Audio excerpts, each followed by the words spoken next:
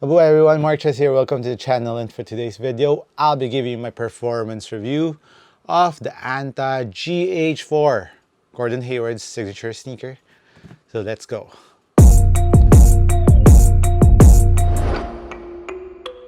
So guys, this is what I'm saying on the other video in the Shockwave.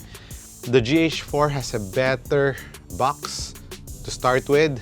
You can see this gray box with his logo, basketball on one side, and of course the highlight of the sneaker, which we are going to talk about later, which I think even if I didn't see this, I immediately noticed that this is one of the upgrades of the GH4. So let's talk about the sneaker. Let's start off first with the upper. It has this screen mesh upper in the forefoot, which is kind of fused, but I'm not too mad about it because when you're bending your foot, there's no pain. So it's not crunchy, it's just fused. Gives you durability, support to the toe area of the GH4. And it runs from here, it goes all the way to the lacing system of the GH4. So the outsole also comes up here in the medial part. So when you're stepping like this, doing some step, there's additional traction there, which is nice. And on the side panels, you can see this more opened up screen mesh compared to the forefoot screen mesh. This is a closer screen mesh, and this one is a lot open, and you can see the straps here. You can notice that there's a lot of straps here, and this is, I think, one of the highlights of the GH4 is the lacing system, the lockdown, and the way they implemented the lacing system. It's really kind of confusing if you look at it because they combined the wires.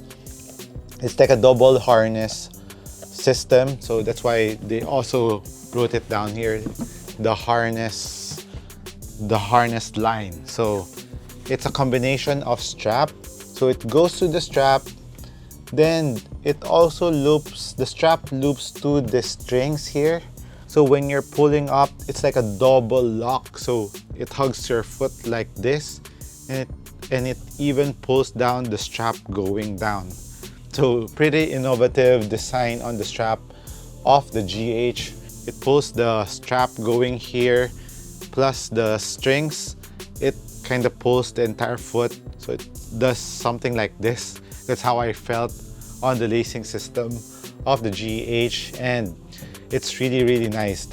I'm impressed with the lacing system of the GH. But just a little note for wide footers, you have to be a little cautious on this because it's kind of narrow around the top. Even if you look at this side view of the sneaker, it's kind of flat here, but it's wide, but it's really snug around the forefoot and midfoot. So watch out if you're a wide footer, but if you're a regular footer and a narrow foot, man, this lacing system is really nice. But if you're a wide footer, you can still try it on in store to get the right size for you.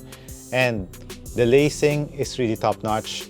Plus this button here, it's not just, I thought it was just a hook, but actually when you pull it, it locks. But when you're trying to loosen it up, you need to press this first before you can pull the string. So that's really nice on the GH4. So even if your straps undone or your laces are undone, it can't be removed that easily. You see, I cannot pull it like this. I need to press this in order to pull the laces. So that's a double lock on the GH. And the cushion on the tongue is pretty nice too, and it has a window with GH logo here and padded around the ankle part.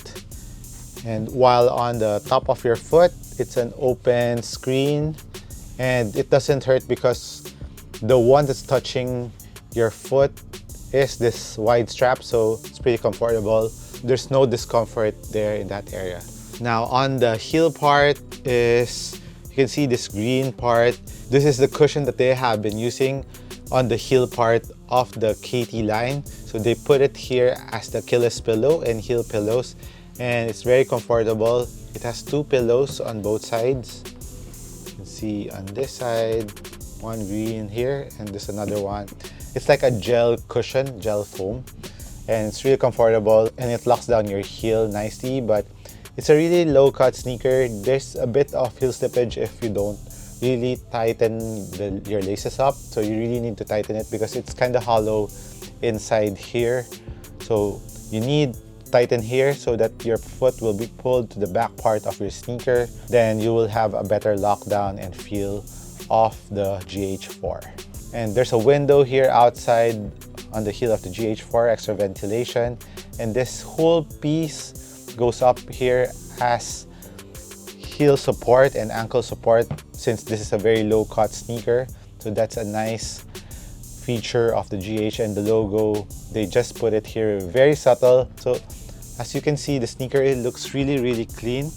There's no big Anta logo here on the lateral part, but it's just here on the heel part, and the design of the GH looks really nice in my opinion. And this colorway is actually the kiwi fruit. So this green is from the kiwi and this brown from the kiwi fruit, and they even added some texture of the kiwi here in the midsole, so it's like the texture of our kiwi fruit. So really nice details on this colorway. As you can see, there's like a screen here, it's plastic. So the GH4 design is more it's like a shout out or inspired by Gordon Hayward's favorite car. So I think this is the grills of the car that he likes. He didn't state which car. There's a strap here at the back so that you can put your foot in easily. And as for the cushion, it has an insole that's very comfortable, like the ones on the Shockwave. It's not your ordinary Ortholite.